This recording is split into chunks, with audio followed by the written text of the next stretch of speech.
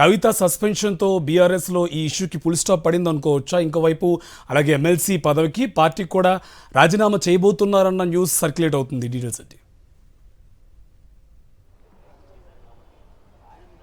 Yes Karthik, so MLC కవిత పైన BRS నేతలు counter attack start చేస్తారు. సో ఇవాళ మధ్యాహ్నం నుంచి కూడా కవితకు సంబంధించినటువంటి ఏవైతే తన ఫోటో ఉన్నో ఫ్లెక్సీలతో పాటు తన చిత్రపటాన్ని కూడా దహనం చేస్తూ ఉన్నటువంటి పరిస్థితి చూస్తున్నాం. ఫ్లెక్సీలు ఎక్కడెక్కడ తొలగిస్తున్నారు. కాసేపటి క్రితమే బీఆర్ఎస్ మహిళా నేతలు కూడా ప్రెస్ మీట్ పెట్టారు. సో బీఆర్ఎస్ మహిళా నేతలు హైకమాండ్ సూచన మేరకు ప్రెస్ మీట్ పెట్టారు. సో కవిత పైన పార్టీ తీసుకున్నటువంటి నిర్ణయాన్ని స్వాగతిస్తున్నామని చెప్తున్నారు. సో పార్టీ నుంచి కవితను సస్పెండ్ చేయడం పట్ల పార్టీ కార్యకర్తలు సంతోషంగా ఉన్నారనేటువంటిది అయితే చెప్పినటువంటి పరిస్థితి కనిపిస్తుంది. సో పార్టీ అనేక పదవులు ఇచ్చింది. సో ఒకసారి ఎంపీని చేసింది, మరోసారి కూడా ఎంపీ టికెట్ అవకాశం ఇచ్చింది, ఆ తర్వాత ఎమ్మెల్సీగా అవకాశం ఇచ్చింది. కానీ ఇప్పుడు కవిత వ్యాఖ్యలు పార్టీకి నష్టం చేకూరేలా ఉన్నాయనేటువంటి భావంతో ఆ కేసీఆర్ పేగుబంధాన్ని సైతం తెంచుకొని ఆ పార్టీ లైన్ని దాటితే సో పేగుబంధమైన తెగిపోతుంది అనేటువంటి స్ట్రాంగ్ మెసేజ్ కార్యకర్తలకు, తెలంగాణ ప్రజలకు ఇచ్చారు అనేటువంటిది మహిళా నేతలు చెప్తున్న పరిస్థితి కనిపిస్తూ ఉంది.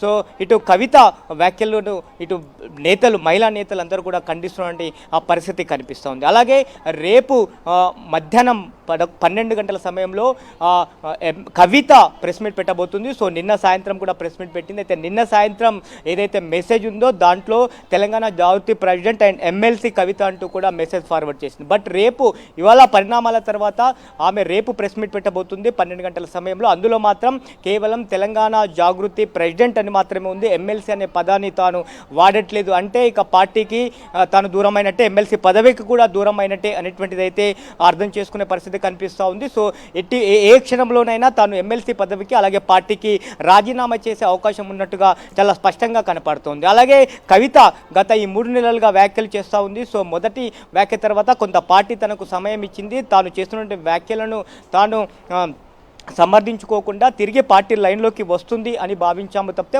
మళ్ళీ కేసీఆర్కి కుడి భుజమైనటువంటి, ఎడమ భుజమైనటువంటి కేటీఆర్ పైన, హరీష్ రావుల పైన, సంతోష్ రావుల పైన ఇలాంటి వ్యాఖ్యలు చేయడం పార్టీ కార్యకర్తలకు అలాగే పార్టీకి తీవ్ర నష్టం కలిగిస్తుంది అనేటువంటిది మహిళా నేతలు అయితే అభిప్రాయం చేశారు. అలాగే కవిత భుజం పైన గన్ను ఎక్కపెట్టి వెనకాల నుంచి ఎవరో కాలుస్తున్నారు, సో కవిత వెనక ఎవరో ఉన్నారు అనేటువంటి అభిప్రాయాన్ని కూడా వ్యక్తం చేశారు. అలాగే కవితకు 2 సార్లు పదవులు ఇచ్చినటువంటి బీఆర్ఎస్ పార్టీ ఉంటే ఎంత, పోతే ఎంత అనేటువంటిది కవిత చేసినటువంటి వ్యాఖ్యల నేపథ్యంలో కూడా పార్టీకి నష్టం కలిగిస్తున్నటువంటి కవిత ఉంటే ఎంత, పోతే ఎంత అనేటువంటి నిర్ణయానికి పార్టీ వచ్చింది. కాబట్టి పార్టీ నుంచి కవితను సస్పెండ్ చేశారు అనేటువంటి చెప్తాను. మరి రేపు ప్రెస్ మీట్లో కవిత ఎలాంటి పార్టీ పైన ఎలాంటి కామెంట్లు చేస్తుంది, ఎలాంటి కామెంట్లు చేసినా కవిత కామెంట్లకు ఇక గట్టిగా స్ట్రాంగ్ కౌంటర్ ఇవ్వాలనేటువంటి అభిప్రాయానికి అయితే బీఆర్ఎస్ పార్టీ వచ్చినట్టుగా తెలుస్తోంది. Karthik, right, thank you Dilip.